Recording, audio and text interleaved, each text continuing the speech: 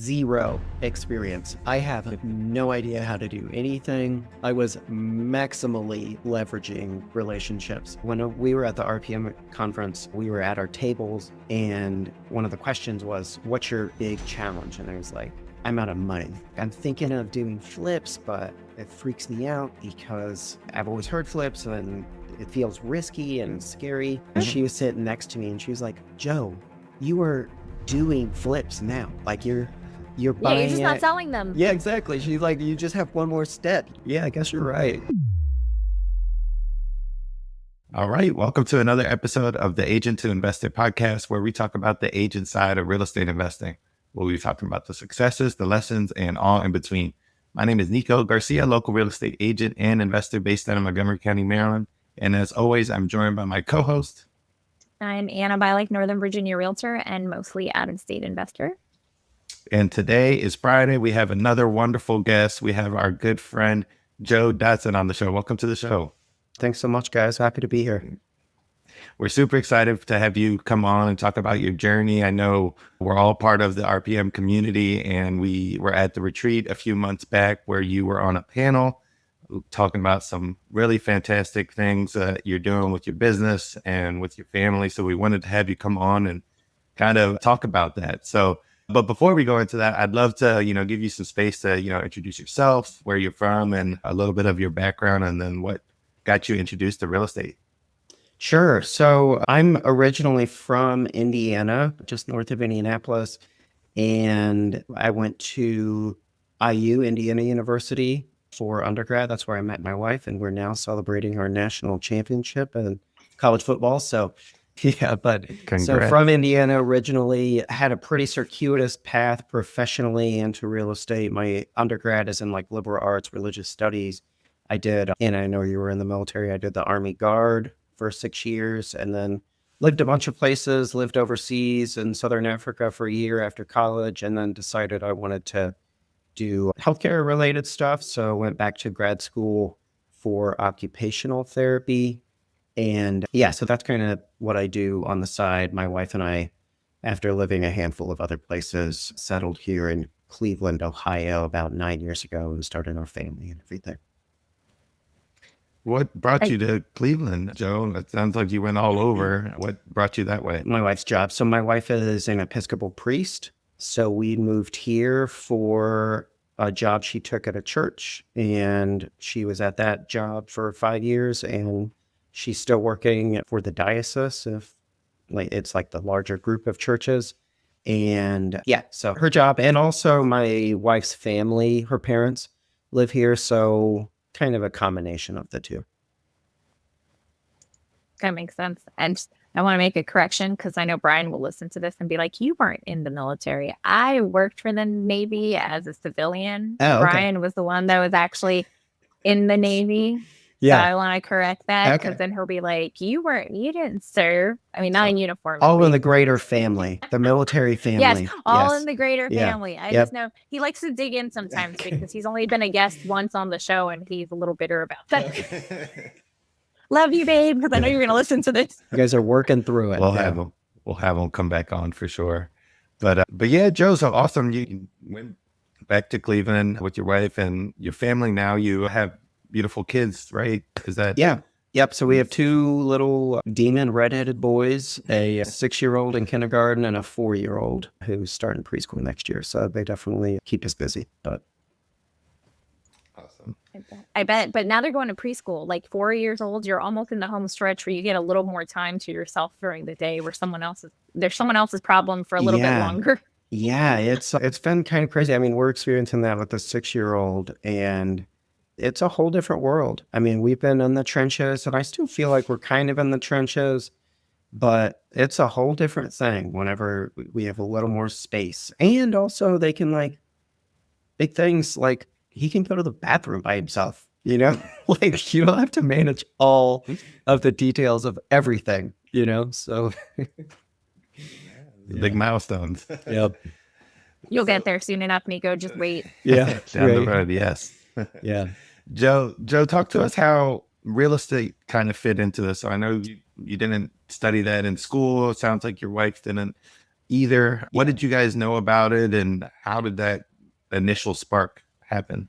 Yeah. So kind of stepping to, before I answer that, one step before, so like I said, my degree was in liberal arts, and I was like, there were the business school kids, and I was like kind of turned off by some of the folks I met. And so I was like, not just generally not especially focused on personal finance. And at some point I started to get really focused on it. And one thing that comes to my mind is Chad, our mentor, he said in a podcast a few months back, and this just kind of stuck with me. He said, if you don't like take charge of your own finances and everything, then what you're doing is just giving someone else that responsibility. Like if you aren't taking charge of your investments, then you're just at the mercy of your boss who is in charge and says you have to be here at 8 o'clock and you can't leave till 7 o'clock or whatever.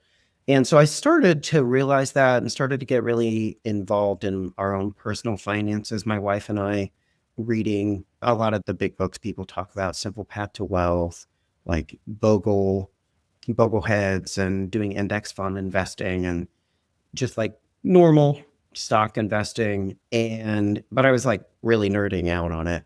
But real estate, that light bulb went off when, before we moved to Cleveland, my wife and I lived in Ann Arbor.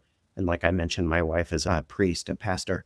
And we were having dinner with a couple from the church. And I didn't know the husband well. So we were just kind of talking and getting to know his story. And I was like, so what do you do for work? And he's late 40s probably. And this was about a decade ago. And he's like, oh, I'm retired. And I was like, what do you mean you're retired? You're like 47. And so he went on to explain to me that he is an engineer by training.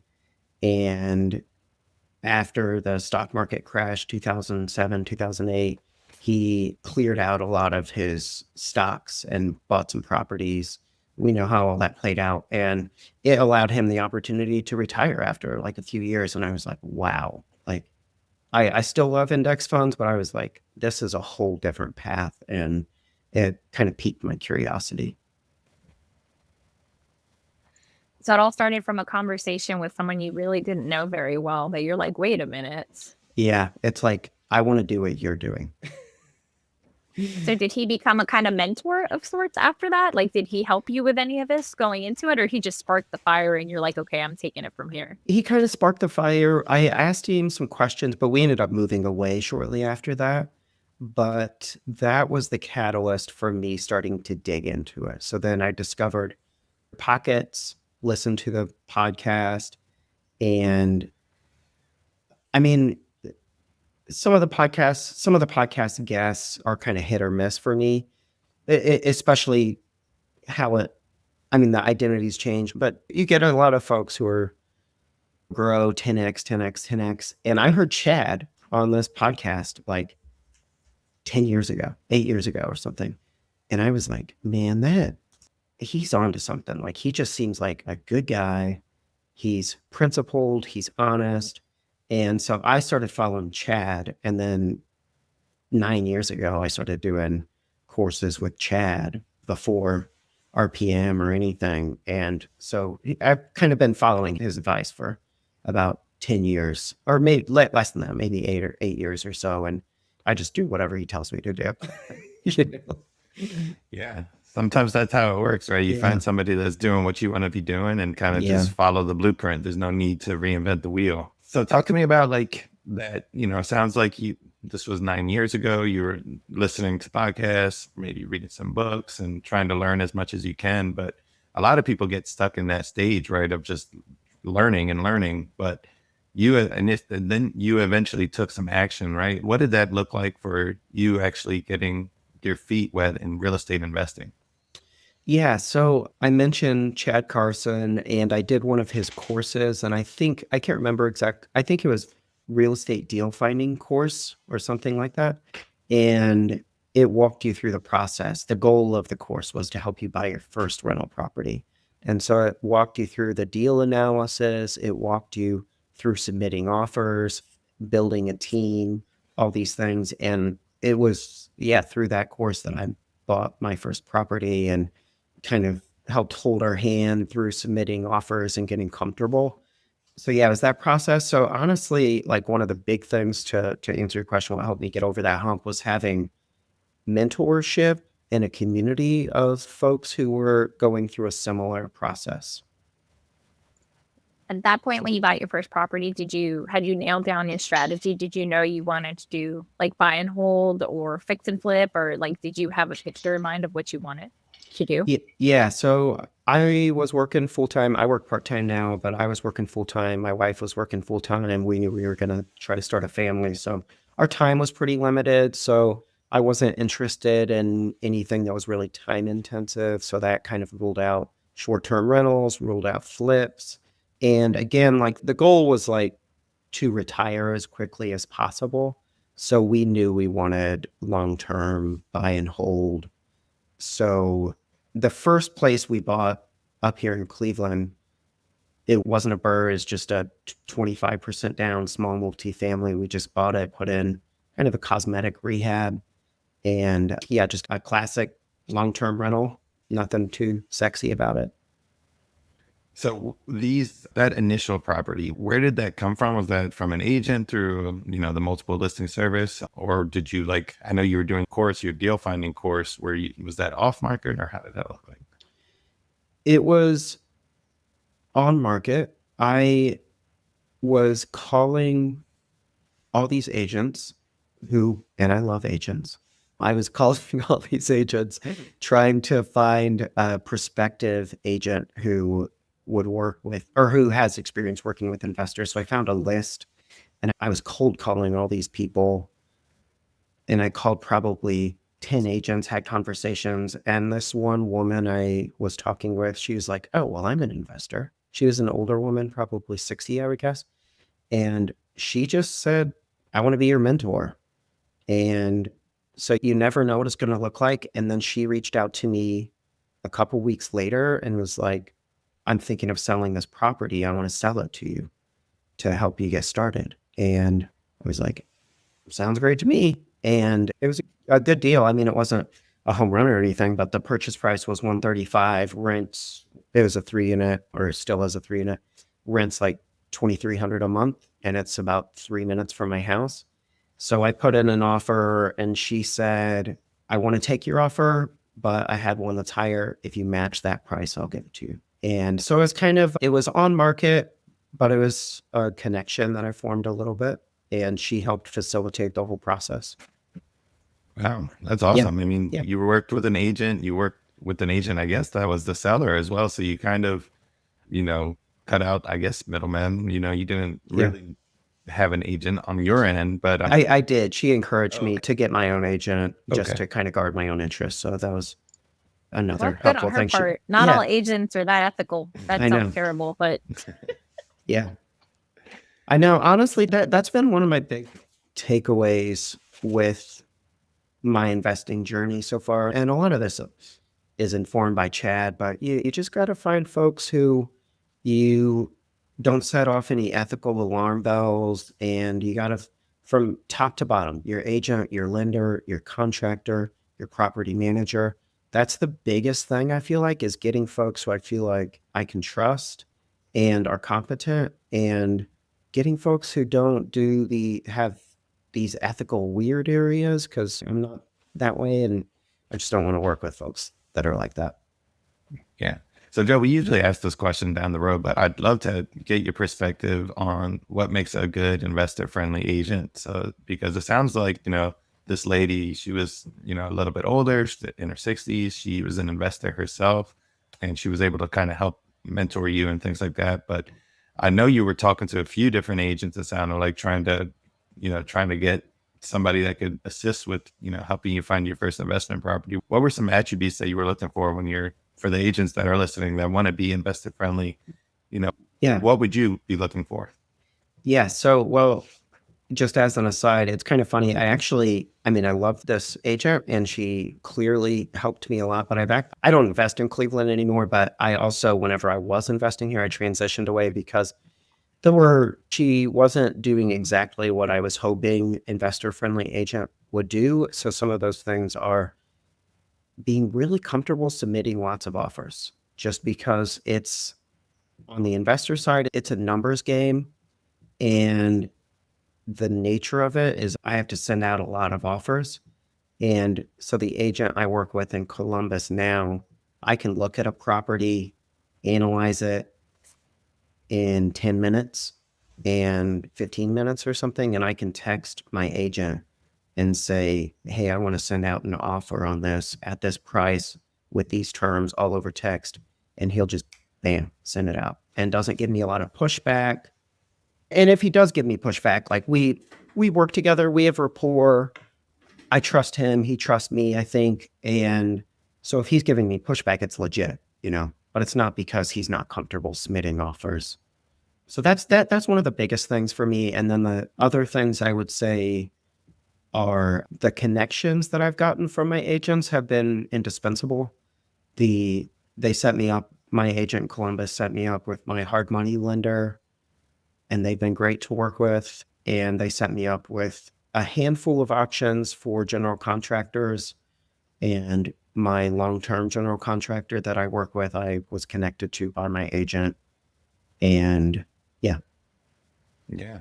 No, the agent should be kind of the hub, right? That can connect you to what you just said, contractor, property managers, trusted advisors in the area, maybe even lenders that could help you get some good deals. So Yeah. I'd love to talk specifically, Joe, about this 3 unit, right? What made it appealing to you? I know you said you did the traditional 25% down, but what made it a good deal for you? I'd say first, I didn't really know. I mean, it was my first one, but so it's funny, if I were to do it again, I think I would still do the deal again. Some of the key metrics I remember looking at, and again, this is 8 years ago or something, but investors talk a lot about the 1% rule, and this well exceeded that. So the 1% rule, for listeners who don't know, it's if your rent is 1% of the purchase price, so a $100,000 house would be $1,000 worth of rent. And folks say it tends to be, it can be a big pick, like a bird's eye view green light, that it might be a good deal. This one well exceeds that, which is increasingly uncommon nowadays. When I bought it, it was 135,000 purchase, like 10K in rehab and 2,300 in rent. So that was something that was really attractive about it. Also, it's right by my house. It's like 4 minutes away or something. So I knew I wanted to manage it, which I actually decided last week I don't want to manage it anymore. And I handed it off to a property manager, and that is maybe the greatest decision I made all year. But at least during that time, I wanted to manage it. And so having the proximity was really attractive. I have a question. Since you've decided to hand off management, do you think, I have my opinion, but do you think it's better for someone to learn how to manage a property first before they hand it off to a property manager? Or does it make a difference to you, do you think? Some of it just depends on how realistic it is. If it's in your backyard, then sure, absolutely.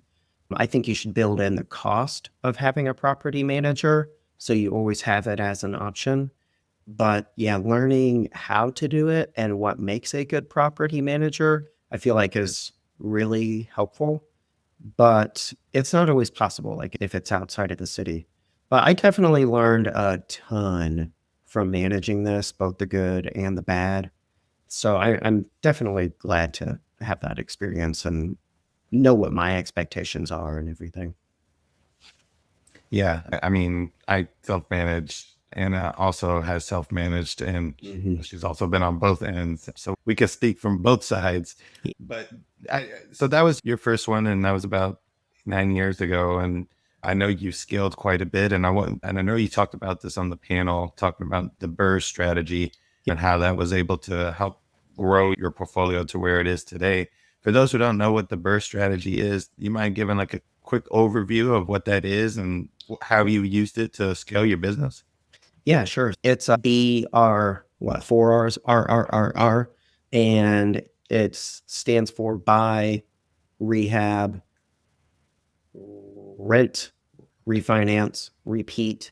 And basically what it does is let you maximize the legs on the investable cash that you have.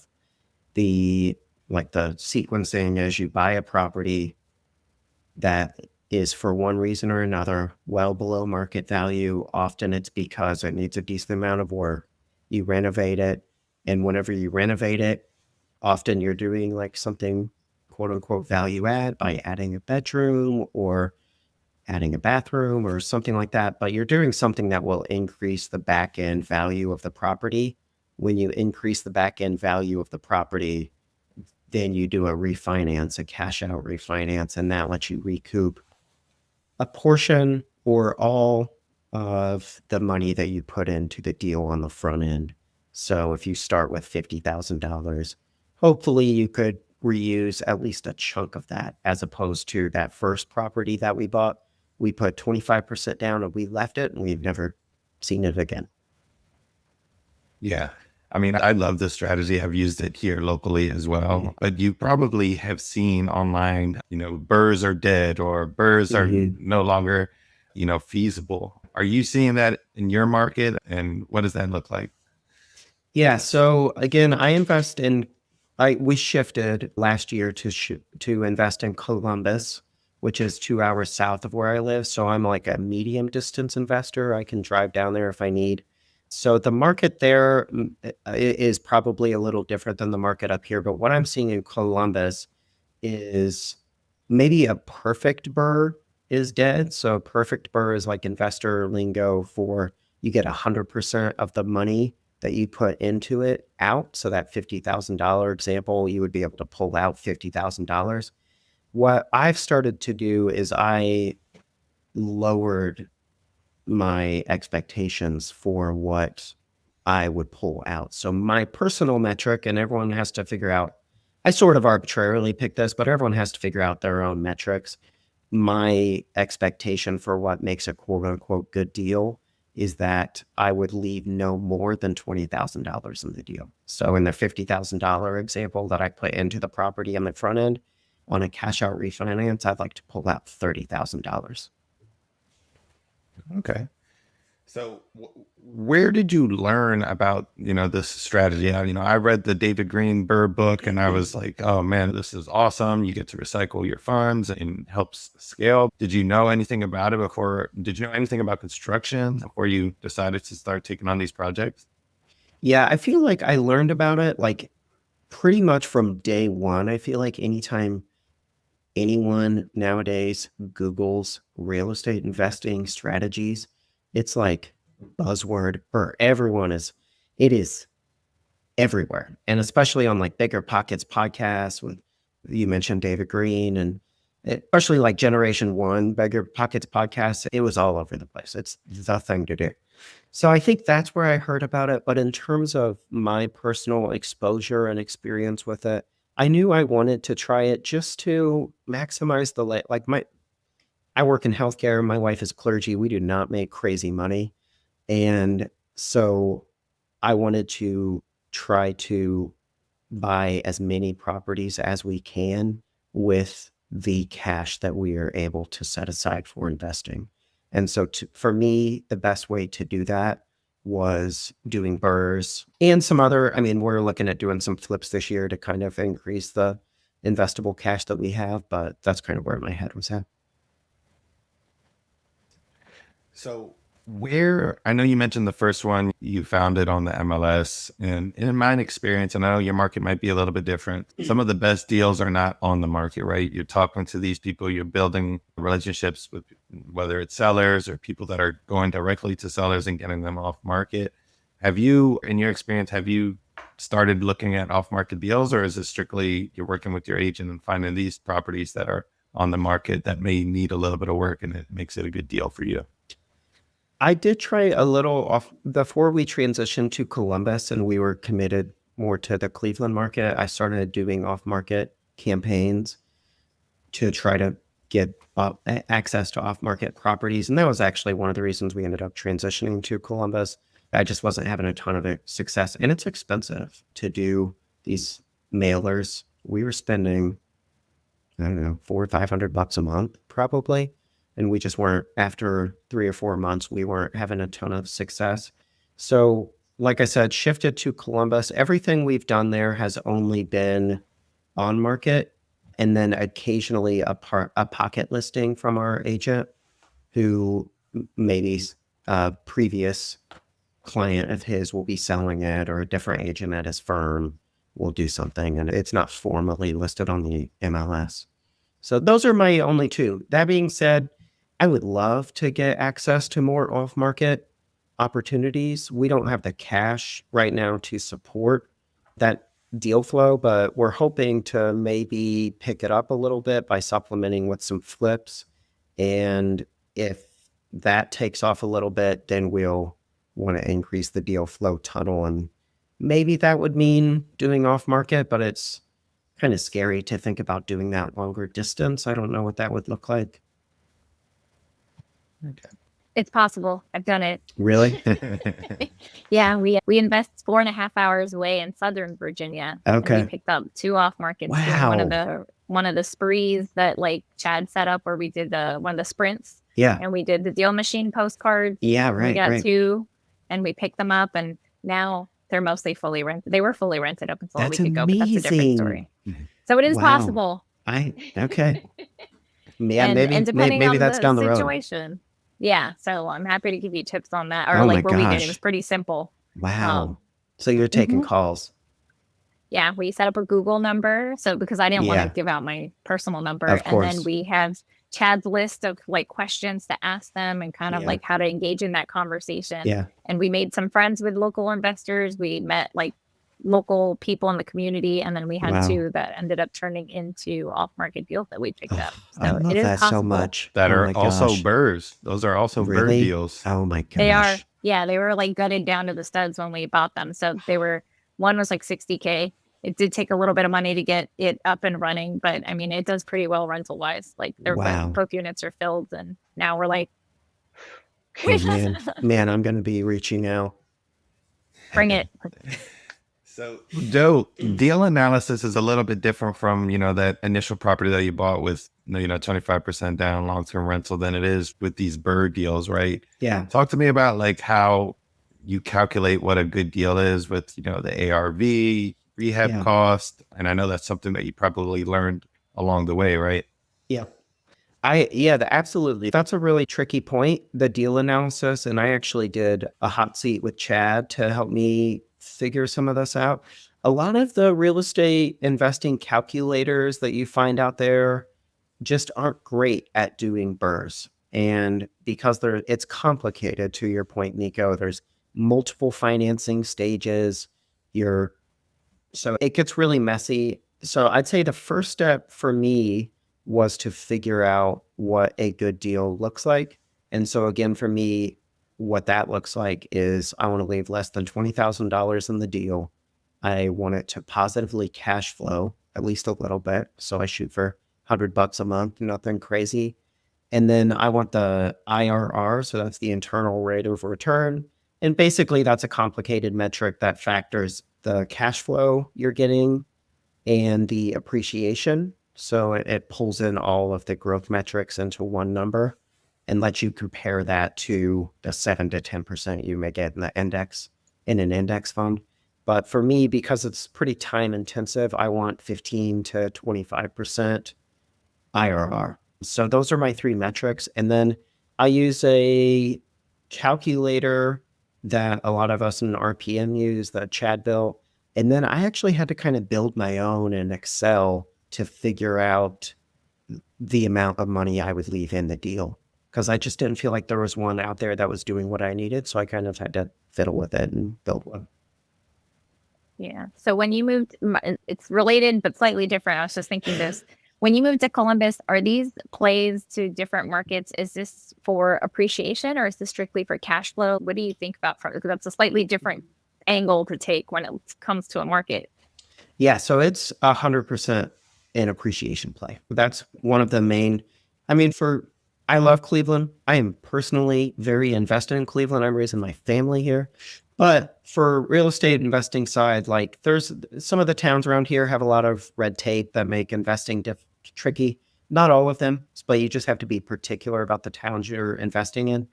And the population in Cleveland is still declining slowly. It's leveling out, but I wanted to go to a market that is, in my opinion, a little more in the path of progress and there's population growth. So that's why we shifted to Columbus, and the properties there. Yeah, to answer your question, and it's, yeah, an appreciation play. Okay. And that's why, for like you were saying, even if it's $100 a door, like you're okay with that because you're also banking on appreciation kicking in. So it's not just going to be $100 a door forever until you pay off the loan or whatever. There is another facet to that you're willing to get a little less now for more later. Yeah, the way we think about it, and a lot of folks in RPM think about it this way as well, is that we want to build the equity as much as we can. And we're just trying to build our portfolio, buy as many houses as we can. And then 9 years down the line, hopefully, I'm sure they'll all marginally cash flow, but hopefully the equity will have grown substantially. And so in 10 years, maybe we'll sell 4 of them and keep 6 or whatever. But we're trying to get the equity growth and then try to make some plays in 9 or 10 years. Yeah. And not only that, it kind of diversifies your portfolio. You're not all one eggs in one basket. In Cleveland, you're kind of going to different markets, even though they're in the same state, they're different markets with their own, different diversification. Yeah. Speaking again about like the BRRRR method, right? We talked about buying it, which is your deal analysis, but I want to talk about the rehab portion, right? Not a lot of people have a big construction background, or people hear this idea, oh, I can recycle money through doing BRRRRs and things like that, but they have no experience in what it takes to make a rehab. One, what type, did you have any experience, or did you end up leveraging some of your relationships with contractors locally to give you bids, or how did that look? Zero experience. I have no idea how to do anything.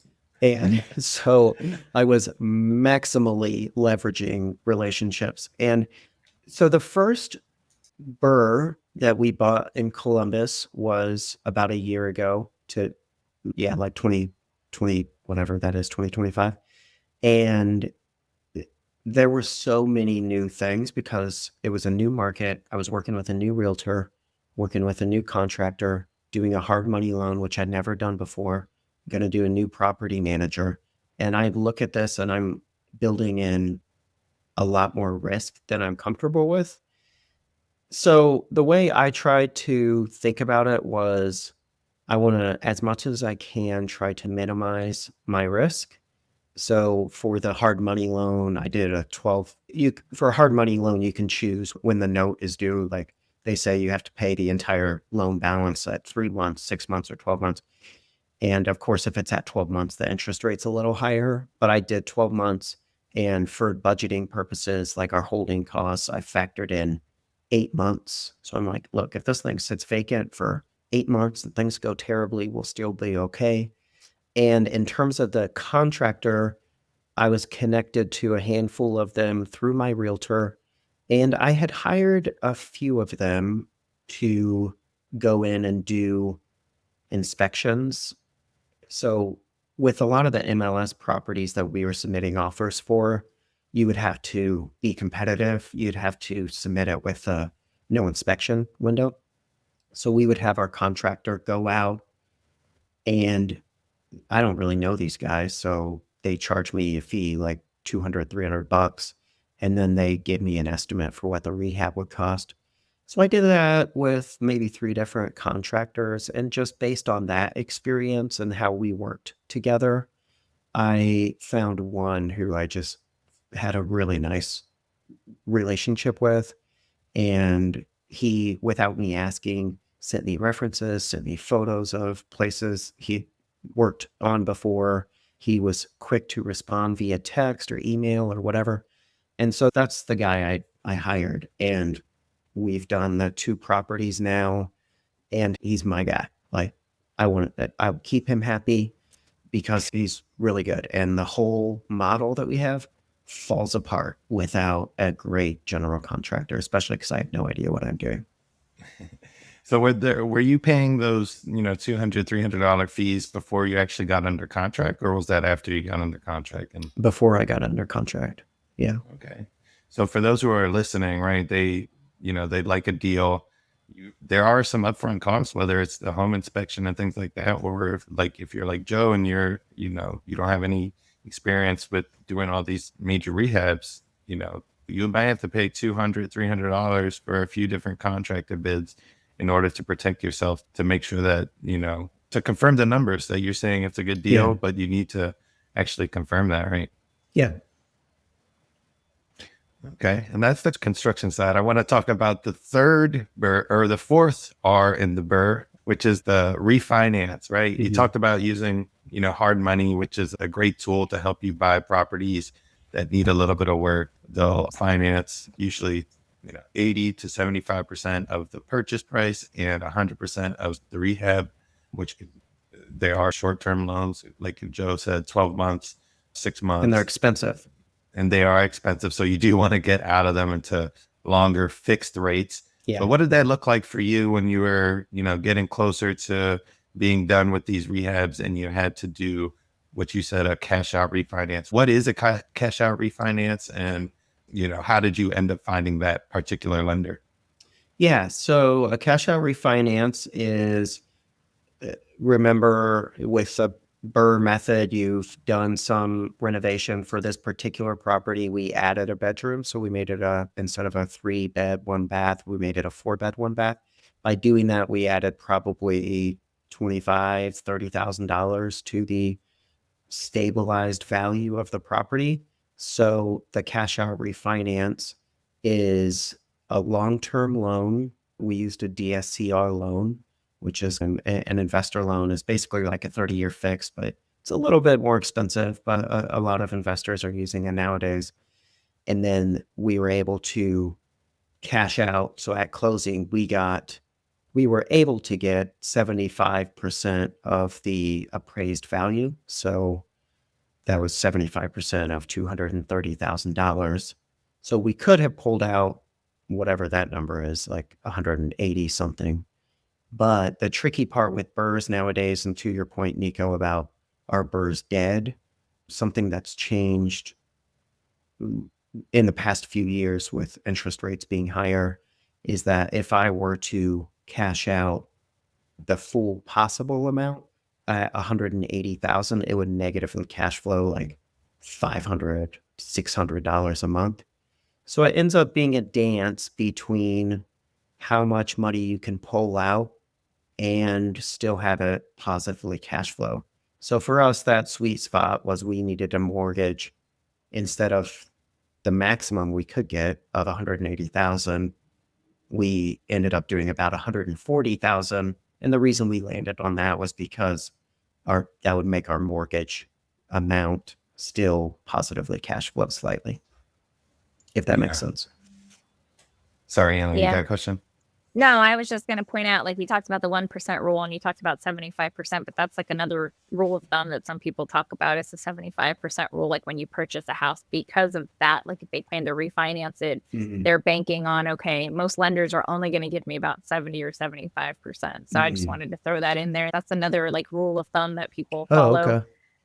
Oh, had you not heard that before? I'd heard the 70% rule for like flips and things, but I never heard the 75. Yeah. I think it's interchangeable, 75%, and then minus the rehab costs. So if you're purchasing a property, factor in the 75% plus or minus all the rehab costs. So simple numbers, if it's $100,000 value after it's repaired, you can't buy it above 75,000. And if it needs 10,000 worth of work, 65,000 is your maximal allowable offer. And that's just the rule of thumb. Use the 1% rule, the 75% rule as a rule of thumb. It's not hard and fast. It's not hard and fast. It's not a hard and fast rule, but yeah, we use that for like BRRRRs because we want to make sure we want to try to get as close to a BRRRR as possible. So we want to buy it at least at what we think we could cash out and get a loan for. Yeah. Agreeing with the tap dance of like, well, if I get it all out, then my monthly payments are higher than I want them to. But that's it. I'm done.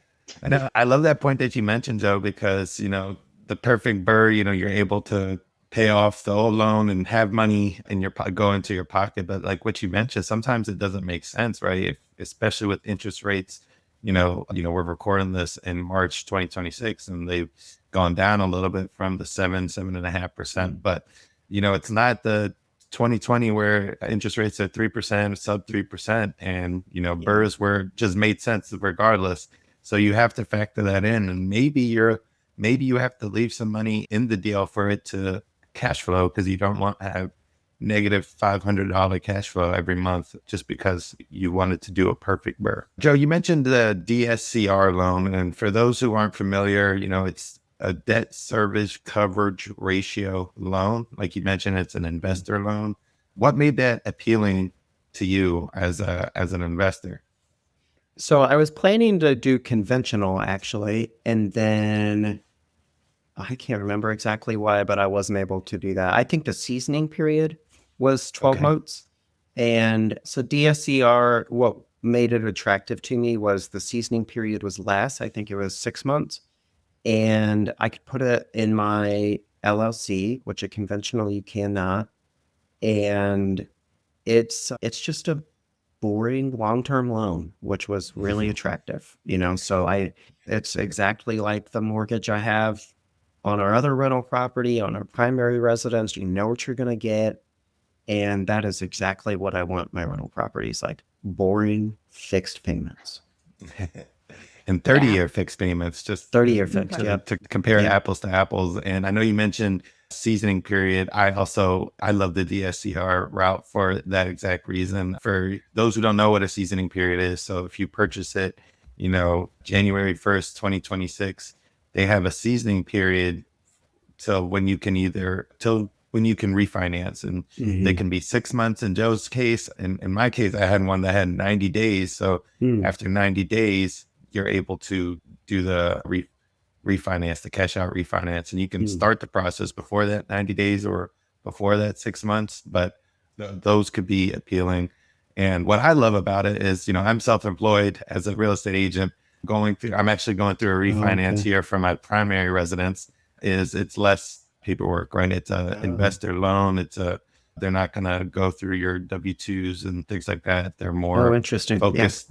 Focused on the property itself of how much it's going to rent for and versus how much your payments. There's a DSCR ratio, and as long as it covers that, then they could qualify for the loan. So I just wanted to kind of label that as well. Yes. It also doesn't count against you. Like with conventional loans, right?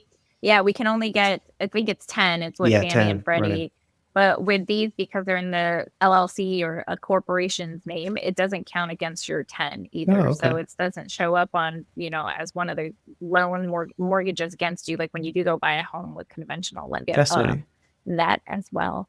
Seasoning periods, I'm going to go off the rails because it's related, but not. I'm also going to say, because I think it happened, Nico, like with the seasoning period, the other issue, like if you do end up deciding to flip one of these instead of keep it, because I know you mentioned flipping at some point, there are seasoning periods with some of those as well. So like FHA buyers can't buy the fix and flip from you unless you've had a seasoning period. And so you run into an issue sometimes when you go to sell these flips because it hasn't met the seasoning period rule and the buyer can't buy it. Wow. Yeah. I had no idea. If you're doing a rehab that doesn't take too much time, for example, you're able to get it done within a month, which is awesome. You're like, heck yeah. The contractors, you're not actually able to sell to certain cases. I think they have 90 days seasoning period. Yeah. Oh. So something to factor in if you're, I had no idea. Listening. Okay. That's helpful to know. Okay. Good tip, Anna. Because you went through that, didn't you? It got delayed because they couldn't buy the house because the seasoning period hadn't happened yet. 100%. Yeah, that was earlier last year. Around this time last year, we were supposed to close, and it got delayed because they were using FHA financing, and we did a quick flip on that one, and we weren't able to actually close. It got delayed almost a month. So, crazy. Something to factor in. Yeah. So, Joe, what does the portfolio look now? I know you mentioned you scaled up quite a bit with the BRRRR method. You're in Columbus, you're in Cleveland. What does it look like now? Yeah, I don't know about scaled it quite a bit, maybe a little bit, but so we have 6 stores. So we have the 3-unit, the Triplex up here in Cleveland, right by my house in Shaker Heights. And then we bought 2 properties last year. One is a single family in Columbus, and the other is a duplex in Columbus. Both of those are going to be, I mean, they're both BRRRRs. And so we're at 6 stores total. And this year, we're hoping to buy maybe 2 more rentals and try flip. But so we'll see how it goes. For those who Don't knock are, it. You're ahead of most people. So Oh, okay. like That's you're ahead of true. most. That's true. I was gonna say for those who haven't like done BRRRRs or done, rehabs and things like that, do you have any advice for them, like talking about the BRRRRs, and any advice for somebody that's looking to buy properties that might need some work? Yeah, couple things come to mind. One is if you're doing a BRRRR, you're just introducing more risk into the equation, because generally the ones that make sense for a BRRRR, and I feel, at least in the market I'm in, they need a decent amount of work. Like these light value adds where you're putting in $5,000-$10,000, they don't tend to work for BRRRRs. So the ones I'm seeing where you're actually able to get a decent amount of money out of it, you're looking at a pretty good rehab. So because you're introducing more risk, I would say try to cover your bases as best you can. So contractors get experience, get photos, ask for referrals from other clients they've worked with. We've all heard of RPM folks getting scammed by contractors, and do the same with every member of your team. Like for me, and all of us, I'm sure the team is like what makes or breaks you. So you got to vet everyone. And whenever you're looking at the loans, try to maximize the windows. Like I was saying, for the hard money loan, your holding costs, build in a buffer there. Expect everything to take twice as long as it does. I mean, like Chad always says, the goal is to stay in the game, so you don't want to make some mistake and lose $50,000-$100,000 that'll take you out of the game. So that's the biggest thing. The other is try to get some clarity on what your metrics are. So for me, it was, again, trying to not leave more than 20 grand in the deal, the 15% IRR, and get really comfortable with your numbers. If that means you have to use someone else's calculator or build your own, then do that. And then the third is it's a numbers game. So you got to submit a lot of offers. Like I think for the 2 properties we bought in Columbus that were successful BRRRRs, we probably submitted 40 offers and had 8 under contract that fell through, maybe 10 under contract that fell through. So get comfortable with it, get thick skin. Yeah, I love that advice. That especially that last part, right? You needed to find a partner that's willing to write 40 offers to get 2. So get you an agent that's okay with that, and then 2, having some patience, right? Even if you got the property under contract and something comes on the inspection that you thought it was going to be a 40K rehab, now it's a $75,000 rehab, and it just doesn't make sense for you anymore. Yeah. Be okay to walk away. Sometimes real estate can be emotional. You're so excited to get something under contract, so excited to get that deal, whether it's your first deal or your next one, but being okay to say, hey, like this doesn't make sense anymore, and continue, sending out offers. One other thought came to my mind, and this is kind of maybe an in the weeds thing, but is relevant for agents and investors. Something that I had not seen before until I started working with this agent in Columbus is he makes the earnest money not payable until after the inspection period. Mhm. And that's standard for us on all of our offers. And so it gives me a lot of peace of mind whenever I'm submitting offers that I'm not getting any risk I have no financial risk until after the inspection window. So I'm not sure. I'm sure that's market dependent, but in the market I invest in, it's pretty common. That can be kind of hard to get accepted, at least here in my Oh, market. I don't know. really? What do you see? What are you seeing, Anna? I was like, I have never heard of that up here, because Okay. it's usually, I mean, we usually have like 5 days to submit an earnest money deposit, like roughly like 5 business Yeah, okay. days. Mine's and like then 3. Fine, that's on depending on how competitive. But I think if you're being competitive, that's where you have more. But I mean, I think if you're going after investment properties, an investor might understand it. But I would say check your state rules and regulations, because it Oh, may okay. also be state dependent, because there are different rules from state to state on earnest money deposits and who can hold them and who can't. So it could Okay. be state specific. Yeah. Yeah. So Joe, I know we are running close on time. What is like your number one BRRRR goal for the next like 6 to 12 months, would you say? It's your big wag. My big wag. I would say to do my first flip. And it's similar to our first BRRRR. I feel like I'm introducing more risk here, mainly just because we haven't done it before. And so I'm trying to, that first one, I just want to take it really slowly and have it all go well. And then if that goes well, like the BRRRRs a year ago, it was our first time doing that, and that went well, and we kind of ramped up. I would hope that in the latter part of this year, we could kind of ramp up a little bit and maybe get in a flow for 2027 and do maybe 2 flips, 2 BRRRRs, or 3 BRRRRs, 1 flip. I don't know. So Yeah, I love that strategy, combining both, right? Using the proceeds from a flip to go put on your next down payment for either a BRRRR or just a traditional long term. That's something that I've been doing as well.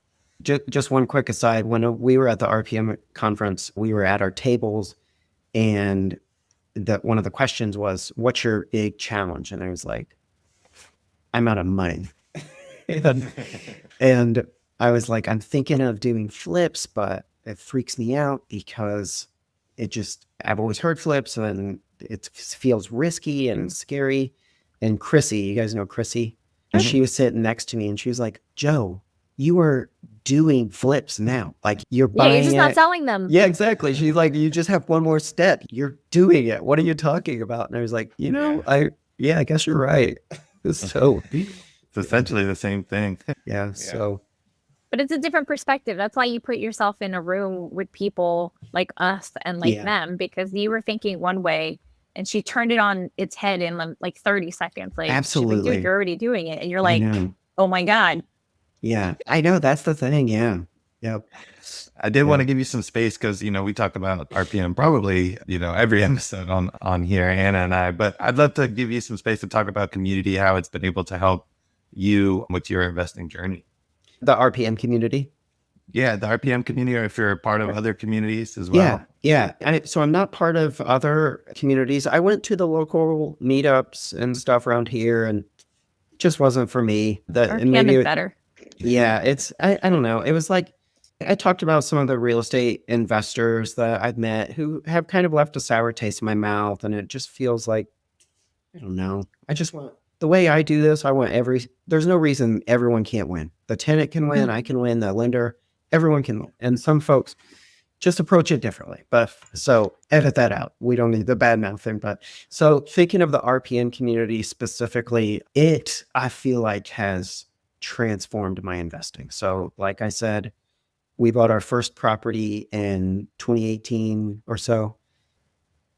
We had a 6-year gap between when we bought that property and when we bought our second property. And we had a lot of life stuff. We had the 2 demons, and COVID happened, and I stopped working for a year because I was in nursing homes and whatever. So our investable cash went down. So there was a lot happening, but we were also still trying to buy properties and we're hitting roadblocks. And when I joined RPM, that's when things totally changed. And I joined RPM in 2024.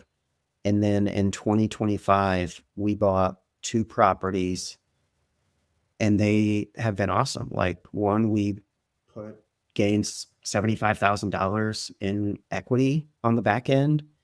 And the community, I attribute so much of that success to the community. Whenever I when I was hitting roadblocks in Cleveland, I did a hot seat with Chad, and I was like, I'm thinking of switching markets. And I gave him my rationale, and he's like, yeah, you should do it.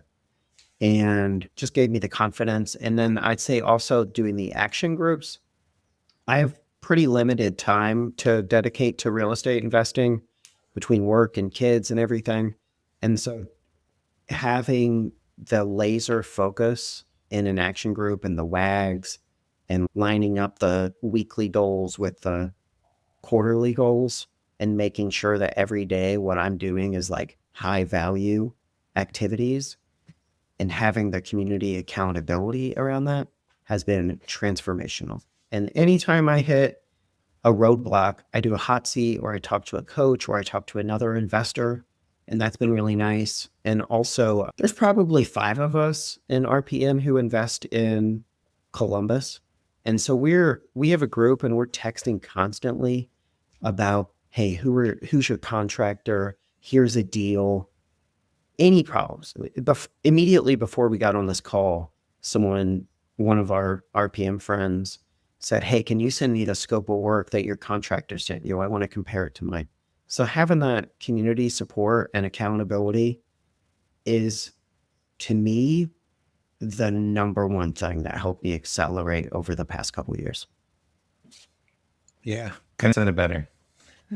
Community makes a difference. And then I got stuck on your contractor sent you a scope of work, like a detailed scope of work. Yeah. Oh, well, shit. Then you better keep this contractor forever, because most contractors won't give you detailed scopes of work. Oh, okay. Sorry. Yeah. You mean like they'll normally just send like a big, like a total, Like a price. Yeah. Total price. Correct. No, And I mean, they getting don't. them to give you itemized scopes of work is very difficult in Oh, a lot fascinating. of cases. He doesn't break out the Yeah. labor, but he'll have each item and the cost, and it's a combined labor and materials. But it's an Excel sheet with every item, and he has little notes on the side. And yeah, he's the man. Yes. A lot of them are they just don't have the time. And they also, I mean, Nico's dad does construction, and he's been in it. Like a lot of contractors, because they know some investors will go farm out the work. They'll try to use it as a bidding tool to get to get lower ball. So a lot of contractors don't go down to that level. They might do kitchen and then a rough description of what they're going to do, and it's a dollar amount, and bathroom one and a dollar amount, and kitchen, whatever. Yeah. And getting an itemized scope of work is really hard. And I've learned for us to do the itemized scope of work and then provide that to the contractor and say, okay, how close are we? And then we can get the level of detail that we want. But so you're lucky. Don't let them go. Squirrel, not related to anything you were talking about. No, it's helpful. Yeah. Joe, I guess one of our last questions, what is the biggest lesson real estate has taught you about yourself? Ooh. I did not. So I work in healthcare. I'm an employee. And I've been surprised at how much I enjoy having independence. And I've been surprised at how entrepreneurial I feel. And I've gotten the taste of it through real estate investing. And now it's hard to turn it off, So I have been able to, with my wife, identify our values around, our life, but also specifically around real estate investing, and the type of folks we want to work with and the product we want to provide to our tenants and everything. And that aligns with our values. And also day-to-day things, like I want to have flexibility. I want to do things when I want to do them. And it's kind of empowered me with my job. Like it's given me license to be able to structure my job in ways that allow more flexibility, and to be comfortable saying, no, I want to do this, works for me, this doesn't, and to feel kind of empowered around some of that stuff. So I think one of my big lessons is I'm more entrepreneurial. I have a more entrepreneurial mindset than I thought I did going into it. Yeah, I love that. And that all initiated from the conversation you had with that gentleman who said he was retired at 47. And you were like, okay, I need to somehow get my way into real estate. But that's awesome. We have our last question, Joe, and we always ask every guest is, how can Anna and our audience, help you in your journey? Is there anything that you're looking for? Anything you need help with? So off-market deals in Columbus? Say it again. Some off-market deals in Columbus? Absolutely. Yeah. I'd say definitely looking forward to learning how to do flips. That's, like I said, the big thing over the next 12 months. And so I know you all have a little more, not necessarily flips, but experience with some of that in off-market. And then in terms of the audience, your agent audience, keep doing the hard work and supporting investors and helping folks build the lives that they want to live, I love it, man. And if you ever need help with flips, or I mean, you're essentially doing them already, but if you need help on the resale side, you know, you can Yeah. reach out to Anna and I on tips and things like that. But Joe, this has been a lot of fun. Where can people reach out to you, connect with you? Do you have any social media or any website that you prefer people contacting you? Not really. I mean, I have my personal Facebook and Instagram and whatnot, so people are certainly welcome to search for me on that. But if they're trying to see what I'm doing on the real estate investing side, they're not going to see that there. They're going to see little redheaded boys mostly. So, Or you're just gonna have to join RPM and talk RPM, to yeah, tell join us. RPM, and then you'll get nonstop spewing from me about real estate investing. Yeah. I swear it's not a cult. It's not a cult, I swear. Well, Yeah. that's gonna do It's like it. a diet Yeah. cult. It's like light cult. It's good. It's a good for you Come on in. cult. Right. Yeah. Yeah. Sorry, go ahead, Nathan. Nope, I'm just going to sign us off, but that's going to do it for another episode of the Agent to Investor podcast. Please like, share, subscribe. If there's any topics you want Anna and I to discuss or any guests that you think would be a good fit, please reach out to us. You can reach out to me at N Garcia official on all social platforms, and you can reach out to Anna at I'm _realtor on Instagram and Annabylic everywhere else. All right, Joe. Thanks so much. Tune in to the next one. All right. Thanks, guys. This was Bye. awesome. Really appreciate it.